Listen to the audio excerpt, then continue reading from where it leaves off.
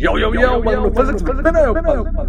Hi, I'm Vinay and I'm back. This is season 3, episode number 4 from the prediction series. और इस episode में we're going to be doing a very interesting question कि अगर एक hypothetical situation या कोई different universe में अगर Coulomb's law valid नहीं होता, how would we calculate the potential and the field for some configurations in the situation where Coulomb's law जो 1 by r square का field होता है, if that were something else. ठीक है? So let's take a look at the exact question statement. Take a look.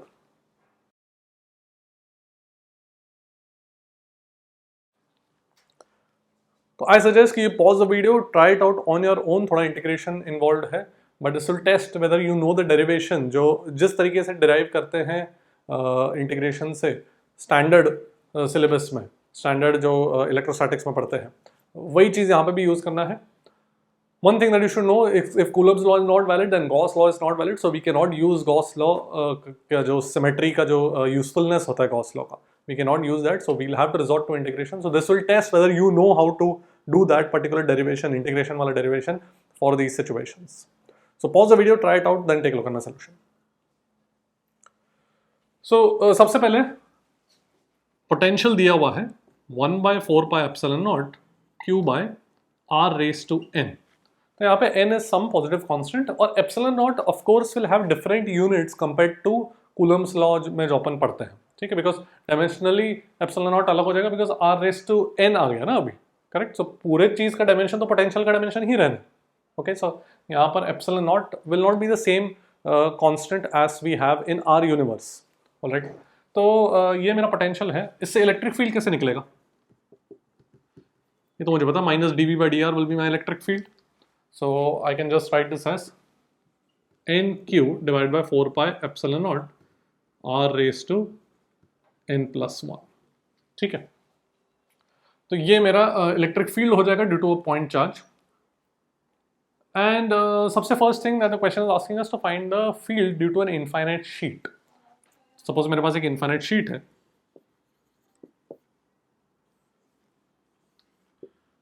Eight distance x मुझे यहाँ पे field निकालना है. Alright, surface charge density sigma दिया हुआ है. Now infinite sheet can be treated as a disc of infinite radius. ये standard procedure है इनफाइनाइट शीट के लिए निकालने का. वही चीज अपन यहाँ पर भी करेंगे. इनफाइनाइट डिस्क, सो मतलब disc of infinite radius. So disc का फील्ड कैसे मैं निकाल सकता हूँ? By treating it as rings. So let me treat it as lots of rings, infinitesimally thin rings. ठीक है, so let's calculate the field here at a distance x.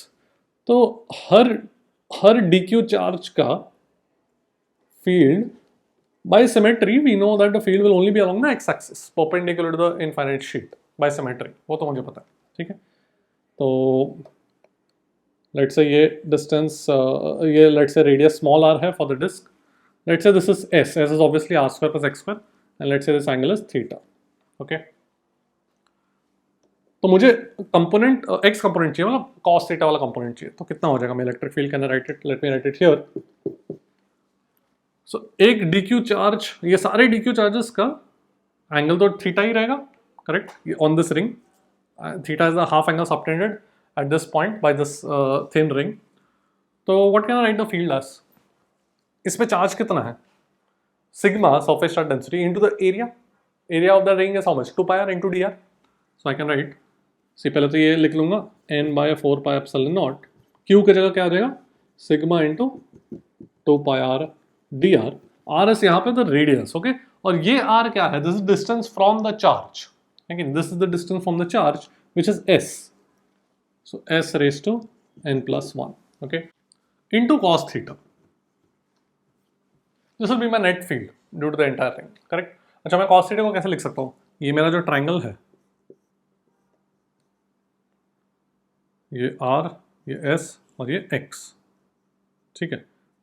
तो cos theta would be x by s, है ना. It will be useful, mathematically convenient हो जाएगा if I express the entire integral in terms of s. कैसे देखो, cos theta को मैं क्या लिख सकता हूँ? x by s लिख सकता हूँ.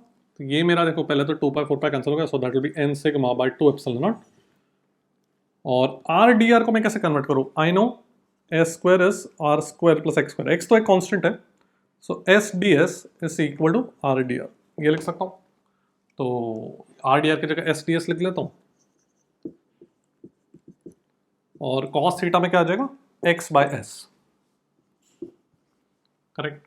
तो एक एस एस कैंसिल हो गया अभी सिंपल है, n sigma by 2 epsilon naught, x बाहर आ जाएगा, integral d s over s raise to n plus one, ये मेरा इंटीग्रल आ जाएगा, ठीक है। तो ऐसे इंटीग्रेशन करते वक्त थोड़ा सा केयरफुल होना है कि वो 1 by S d S by S का इंटीग्रल आएगा जो एल एन एस हो जाएगा, वो थोड़ा ध्यान रखना है। बट यहाँ पर I had given in the question that n is positive, alright. So अगर n is positive so n plus one will always be greater than one, so वो वाला सिचुएशन एल एन वाला तो यहाँ पर नहीं आएगा। ओके, सो लिमिट्स क्या होगा, limits we have to be little careful. We are going from the smallest ring to the largest ring, correct. Smallest ring का रेडियस 0, आर 0 मतलब एस का value x, and largest ring मतलब infinity पे जा रहे हैं अपन, तो इनफाइनाइट रेडियस मतलब इनफाइनाइट एस हो गया, that's it. So my electric field would be n sigma x by 2 pi epsilon naught, and 1 over s raise to n plus 1 का integral that would be 1 over s raise to n, correct, alright, divided by n, तो n cancel हो जाएगा, check कर लो सही लिख रहा हूँ, and एक नेगेटिव साइन भी आ जाएगा, है ना, because this will be s raise to, इसका integral will be minus s raise to minus n divide by n, okay. तो ये बन जाएगा सिग्मा एन, एन कैंसिल हो गया, सिग्मा एक्स, यहाँ पे इन्फिनिटी लिमिट्स लगा दो x raise to n, so will get sigma by 2 epsilon x raise to n minus 1, this will be your electric field, alright. Let's quickly check that we get the correct field for Coulomb's law. Coulomb's law में potential में r raise to n का value 1 हो जाएगा ना, correct. तो for n equal to 1 electric field कितना आ रहा है, सिग्मा बाय 2 एप्सिलॉन नॉट। वो तो पता ही है मुझे कि इनफाइनाइट शीट का फील्ड कूलम्स लॉ जो अपने अपने सिलेबस में जो अपन पढ़ते हैं इलेक्ट्रोस्टैटिक्स में, उसका फील्ड कितना होता है, sigma by 2 epsilon naught, okay. So we just confirm for n equal to 1, alright. So integration simple if you consider the variable s s, ठीक है, देख लो। Now let's look at the hollow sphere case. So hollow sphere में what I will do is, यहाँ पे Gauss law is not valid, Gauss law is not valid because Coulomb's law is not valid. तो यहाँ पे again rings consider करूंगा मैं, ठीक है।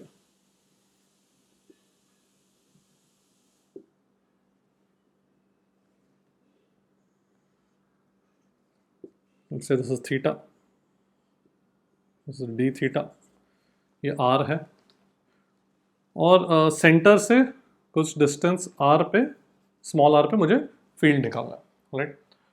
This is capital R and sigma is the surface charge density over the hollow sphere, right. Potential निकालना है, sorry field नहीं, question is asking potential. So that's quite straightforward. So let's say s is the distance from all the points on the ring to this point. तो potential कितना हो जाएगा, तो पहले मैं आउटसाइड वाला केस कर रहा हूँ, r ग्रेटर देन r वाला केस कर रहा हूँ। तो पोटेंशियल कितना हो जाएगा, सारे पॉइंट्स से डिस्टेंस s है, so I have 1 by 4 pi epsilon naught, q को मैं क्या लिख सकता हूँ, sigma into the area of the ring. तो सिग्मा इनटू, अब एरिया के लिए यू शुड नो, अगर सेंटर ऑफ मास का डेरिवेशन में पढ़ा है, रोटेशन में भी ये किया होगा, हॉलो हेमिस्फीयर वगैरह लिखते वक्त। तो now you should be able to quickly write the area of this strip. कैसे लिखेंगे, 2 pi r, r is this radius which is r sine theta, है ना, ये कैपिटल R है, ये रेडियस कितना हो जाएगा, कैपिटल R साइन थीटा, तो उसका सर्कमफ्रेंस इनटू थिकनेस। अब थिकनेस कितना है, r d theta, alright. So you will have 2 pi r sine theta circumference into thickness r d theta, ये मेरा चार्ज हो गया पूरे इसमें, alright, divided by r is the distance from the point charge, यहाँ पे s है, वो s raise to n, okay. Once again it will be convenient to convert everything in terms of s, तो integration बहुत simple हो जाएगा। तो ऊपर देखो क्या दिख रहा है, साइन थीटा डी थीटा दिख रहा है ना, that is the derivative of cos theta. Can I right cos theta, यहाँ पे ट्रायंगल से cos थीटा लिखना तो आना चाहिए तुमको, ट्रायंगल बोल दो या वेक्टर्स बोल दो, जो भी बोलना बोल दो। ये थीटा, ये r, ये s और ये स्मॉल r, है ना। सो s square is equal to r square plus r square minus 2rr cos theta. So r, capital R, small r, तो सब fixed है. Theta and s are the variables. I want to convert everything in terms of s. So can I write 2s ds is minus 2r cos theta का derivative minus sine theta, minus हट गया यहाँ पर. ठीक है, 2 cancel कर दो. Simple हो गया. Sine theta D theta, r sin theta d theta would be s ds, correct? So let me write this as 2 pi 4 pi, यहाँ पे सिग्मा बाय 2 एप्सिलॉन नॉट आ गया.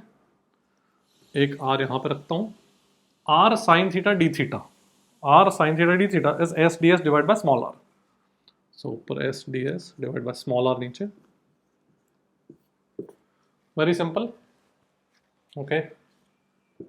So sigma r divided by 2 epsilon naught small r integral ds over s raised to n minus 1. यहाँ पे भी have to be a little careful. n equal to 2 वाला case में ln वाला term आएगा, correct? So पहले n not equal to 2 वाला case करते हैं. लिमिट्स क्या होगा? सबसे छोटा रिंग तो इधर होगा, इधर. You're going from this ring to this ring, correct? सारे ऐसे रिंग्स ले रहे हैं अपन. तो सबसे छोटा रिंग यहाँ पर होगा, तो उससे डिस्टेंस कितना हो जाएगा? ये डिस्टेंस कितना हो गया? Small r minus capital R, which is this distance, correct? And last ring is here, एकदम infinitesimally small ring. वो डिस्टेंस कितना हो जाएगा? Small r plus capital R. These are the limits. Okay, so n not equal to 2 के case के लिए sigma r but divided by 2 epsilon naught r, ये integral s raised to 1 minus n का integral है, तो that will become s raised to 2 minus n. So r plus r raised to 2 minus n minus r minus r divided by 2 minus n. ठीक है, ये मेरा not equal to 2 वाले case में हो जाएगा, right? And n equal to 2 के case में क्या हो जाएगा? n इक्वल टू 2 के केस में that will be ds by s, ln s आ जाएगा ना. So potential would be sigma r divide by 2 epsilon not small r ln of. Okay, so this will be the potential outside. ये सब outside क्या है? Inside के case में क्या होगा? सब कुछ सेम ही रहेगा, बस इनसाइड के केस में लिमिट्स चेंज हो जाएगा. बिकॉज द लिमिट्स, सपोज ये r है, दिस इज इनसाइड, तो ये जो स्मॉलेस्ट सर्कल है उसका डिस्टेंस अभी कितना हो जाएगा? Capital R minus R. जो राइट वाला सर्कल है उसका तो डिस्टेंस अभी भी स्मॉल r प्लस r ही है, तो ये distance capital R minus small r बन जाएगा. तो इनसाइड के लिए ये limits capital R minus small r हो जाएगा. तो यहाँ पर capital R minus small r आ जाएगा, यहाँ पर भी capital R minus small r. So for everything can I just put a mod, तो सॉल्व हो जाएगा, मतलब सॉर्ट हो जाएगा ना दोनों सिचुएशन के लिए.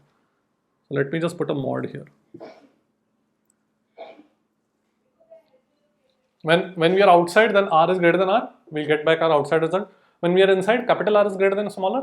तो limits, like I said, capital R minus small r बन जाएगा इधर. ठीक है, यहाँ पर भी mod डाल देता हूँ. So this is it. This is my potential for a hollow sphere. Inside and outside दोनों यही expression से मिलेगा.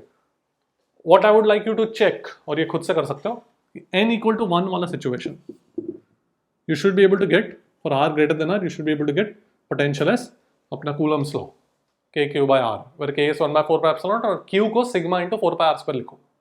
ठीक है, और inside kq by capital R.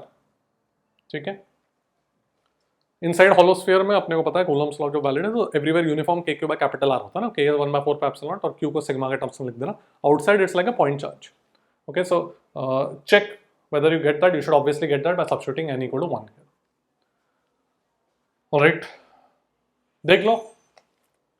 So this question was inspired from a couple of research papers जो मैं पढ़ रहा था. So I decided to make a JEE advanced level question. And in fact if you do not know, watch my very first video on this YouTube channel, जहाँ से YouTube channel मैंने शुरू किया. क्यों शुरू किया?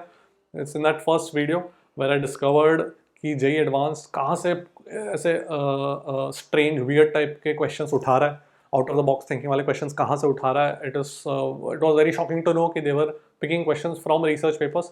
They are still doable, JEE advanced level ही है, but they are the kind of questions you will not find in standard coaching material. Okay, that's what I'm trying to do in this channel, in this series. Alright, So I hope you've understood both infinite sheet and hollow sphere. That's it for today. I'll see you next time, and I'll see you at the top. Good night.